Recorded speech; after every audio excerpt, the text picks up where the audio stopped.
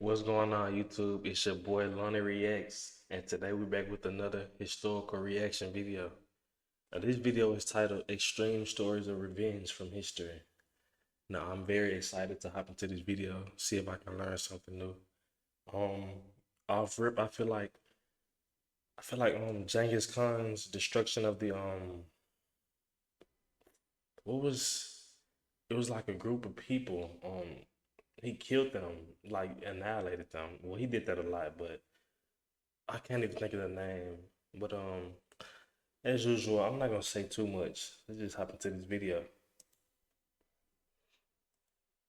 Today, we're going over the most brutal stories of revenge in human history. Number 1, Olga and the Drevlians. Olga and We're the starting this list Drevlians. with quite possibly one of the greatest ride-or-die stories in human history, when Olga of Kiev led one of the most terrifying and calculated tours of revenge following the brutal execution of her husband. Oh, It's the year 945, and Prince Igor is ruling over Kiev and Rus, an empire that once stretched over modern-day Ukraine, Bulgaria, and a bit of Russia. remember they To used to his fight with west the lived the Byzantines. Drevlians, a tribe who actually kind of hated the Kievan Rus, but occasionally fought alongside them against the Byzantine Empire. When Igor's father Oleg dies in 912, the Drevlians see it as an opportunity to finally stop paying their tribute, aka their forced protection money, to these assholes in Kiev.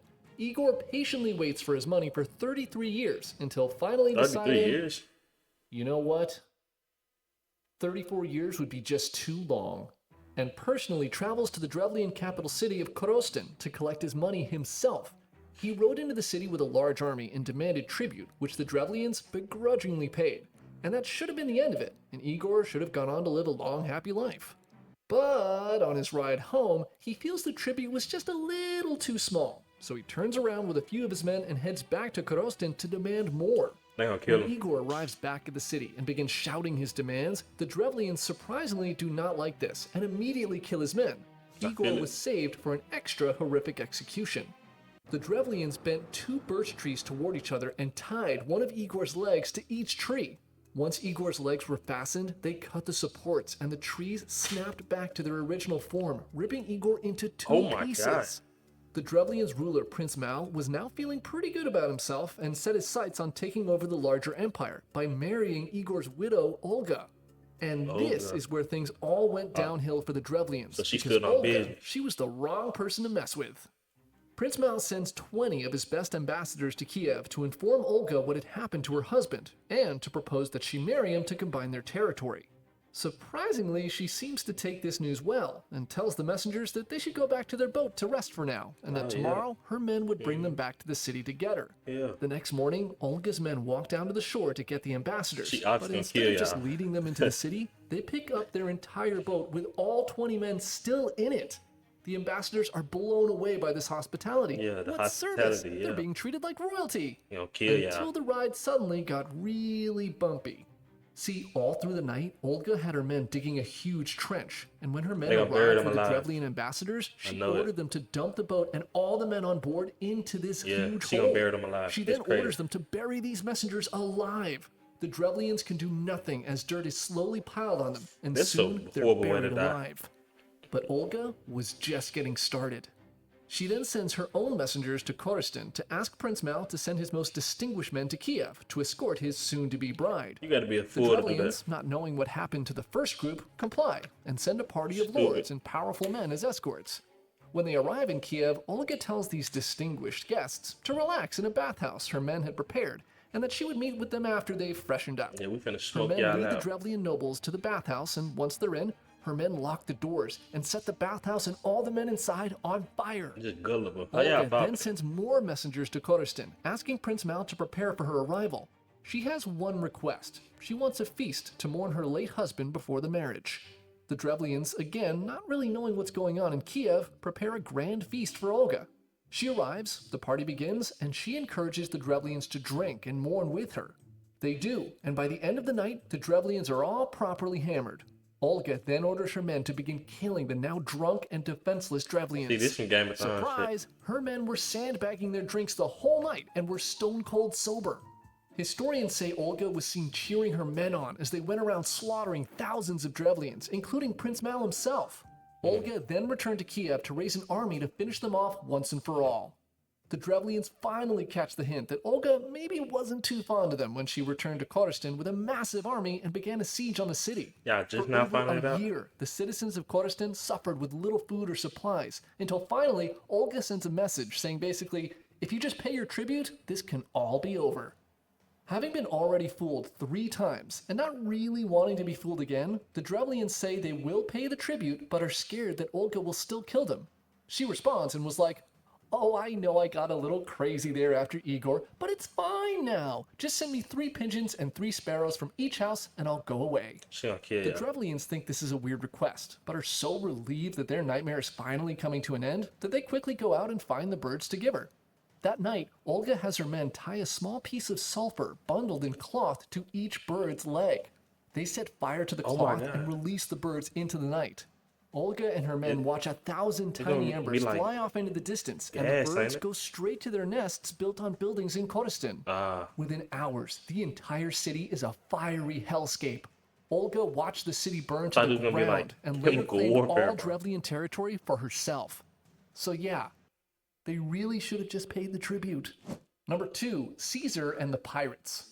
I This remember next this. story is one where I actually feel kind of a little sorry for the would-be bad guys.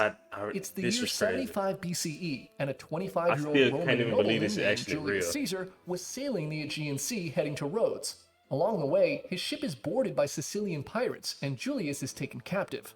Now, becoming a hostage is usually a terrifying situation for most people, but in this case, I think the pirates knew right from the start they might have made a huge mistake.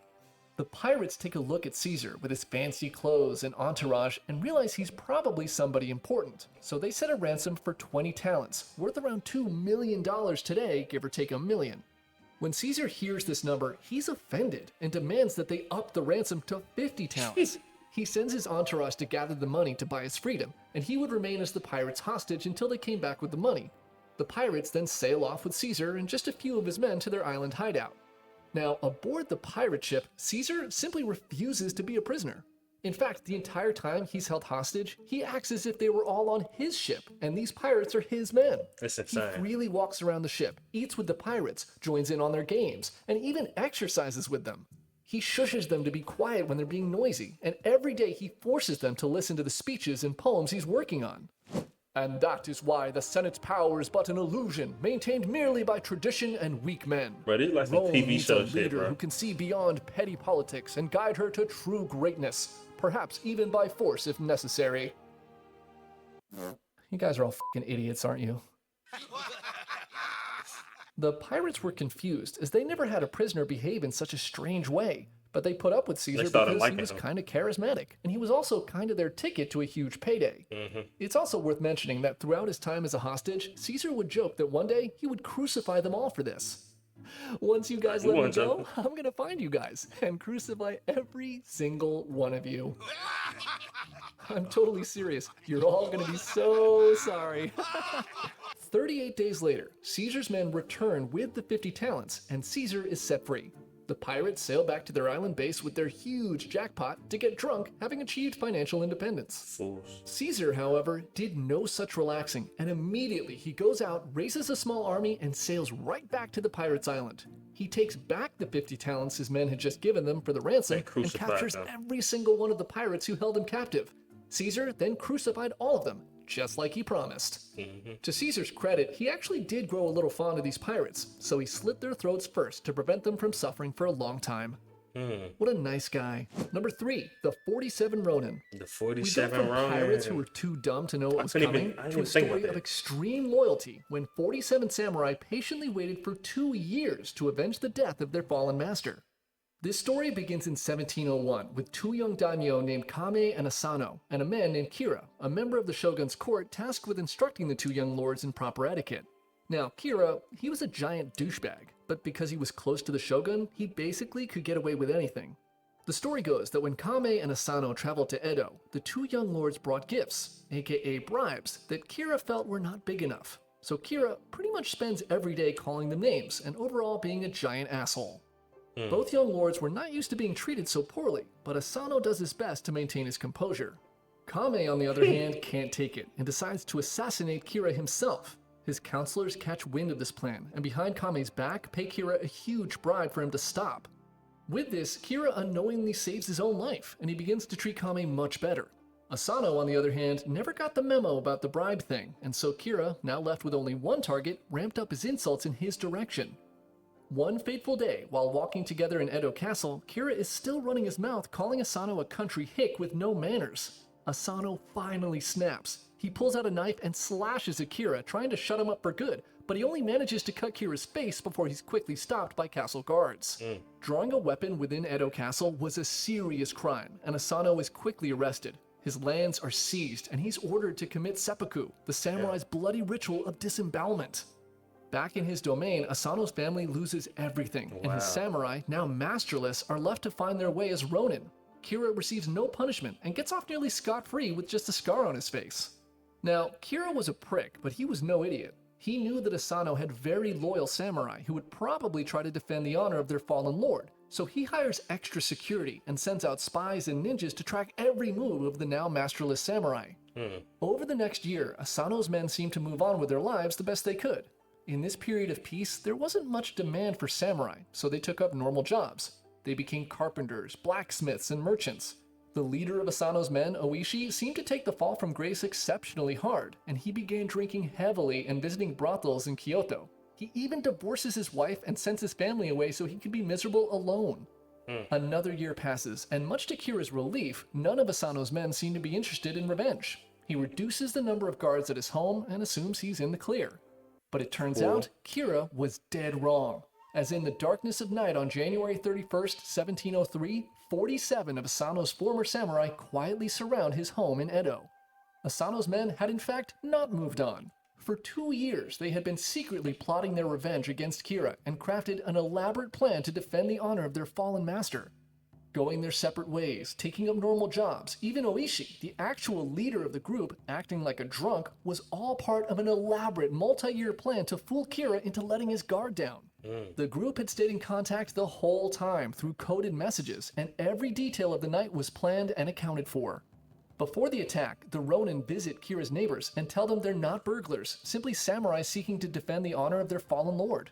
There would be no danger for anyone else. Unsurprisingly, all of Kira's neighbors hated him too, and no one did anything to stop them. The Ronin take out the perimeter guards, and Oishi sends archers to climb onto Kira's roof as a good person. With everything in place, the assault begins. Oishi beats a drum to signal his men to attack, and a group under his command stormed the front of the house, while another group led by his 16-year-old son stormed the rear. Oishi's son breaks through first, but is quickly joined by Oishi's group. The house erupts into a bloody battle, with the Ronin cutting down Kira's guards left and right.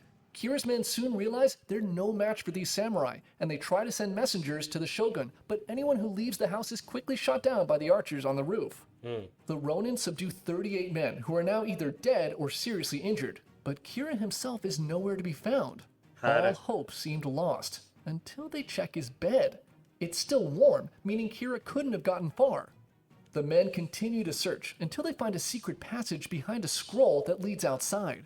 Inside a small storehouse in the courtyard, the Ronin find a man cowering in the corner with a small dagger who attacks them.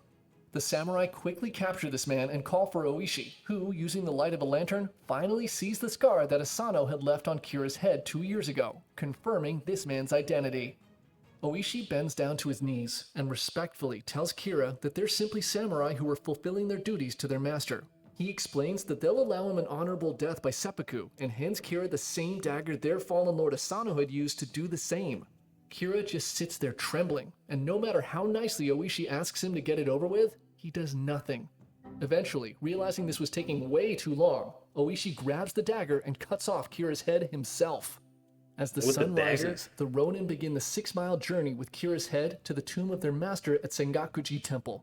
Along the way, word quickly spreads through the city of what had just happened, and many townsfolk who are just waking up begin running outside cheering for the samurai and offering them gifts and food as they pass.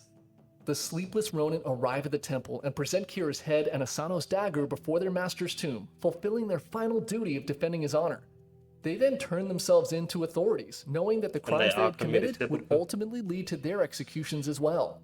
The shogun was now caught in a sticky situation. These Ronin were criminals, as they basically went on a murder rampage to kill one of his men. But they were also following the code of Bushido and defending the honor of their master. He ultimately decides that while the men needed to be punished, they could do so with dignity, and he allowed the Ronin to commit seppuku, a more honorable death. The Ronin were then interred in graves surrounding their master, which can still be visited today.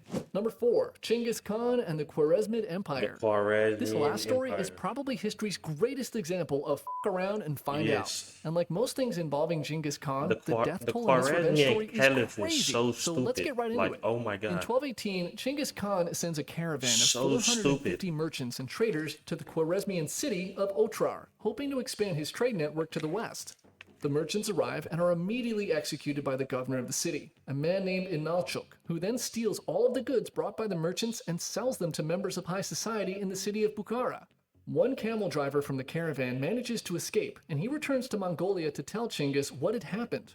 Pissed off, but trying to keep his cool, Chinggis sends another small group of diplomats, one Muslim and 2 Mongolians, to the Shah Muhammad himself, the ruler of the Khwarezmian Empire, to negotiate peace.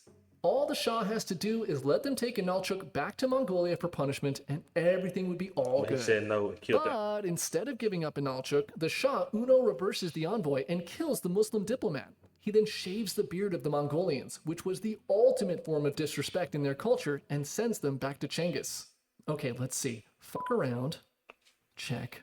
Now it's time to find out. Chinggis is now furious, and he quickly raises an army of 200,000 men to crush Khwarezmia. They're not messing around, and the Mongolians attack multiple cities at once. And the Khwarezmians were really weak during this time. Chagatai and Ogadai lead a siege on Otrar to capture Inalchuk, and Chinggis personally goes to Bukhara to punish those who had taken his goods. The Mongols use new siege weapons they collected in China, and soon the walls of Bukhara are destroyed, and Chinggis rides into the heart of the city. Chinggis loudly proclaims to the citizens that he was sent by God as punishment for their sins. He then orders his men to slaughter everyone in the city, only sparing artisans and craftsmen, which he took as slaves, and young able-bodied men, which he took as human shields for further battles. Meanwhile, his sons were busy at work trying to crack Otrar. After 5 months of suffering, a general within the city realizes it's hopeless and decides to defect with a few thousand of his men and join the Mongols. He opens the city gates and rushes to join his new Mongolian brothers. But it turns out the Mongols don't really like traitors no matter which side they're on, and they kill the general and his men themselves. With the gates wide open, they ride into Otrar and capture Inalchuk, who fights to the end, even throwing bricks and roof tiles as a desperate last attempt when he runs out of weapons. Some stories say that Inalchuk was brought to Chinggis, and as punishment for his greed, he had his men pour molten silver into Inalchuk's eyes and ears. After this, Chinggis and his forces went on to destroy every city in the Khwarezmian Empire. Shah Muhammad spends the rest of his life running from the Mongols until he dies of pneumonia on a tiny island in the Caspian Sea. At the end of this revenge tour, the Khwarezmian Empire was gone, and Chinggis had massacred an estimated 15 million people. To put it in perspective, that's about the population of New York City, Los Angeles, and Chicago combined. Fucking insane, bro. The Mongols were like, the Mongols were so insane. Because it wasn't just the Khwarezmians. Like, they did worse shit to the Abbasids. Just insane, bro. But it was pretty cool to learn about Olga and her revenge against the I forgot what they were called. It's a pretty cool story. I never heard about it before. I heard the name Olga, but I never knew that story. It's really good to just learn about historical topics you didn't know. But as usual, thank you for watching this video. Like and subscribe, and I'll see y'all next time.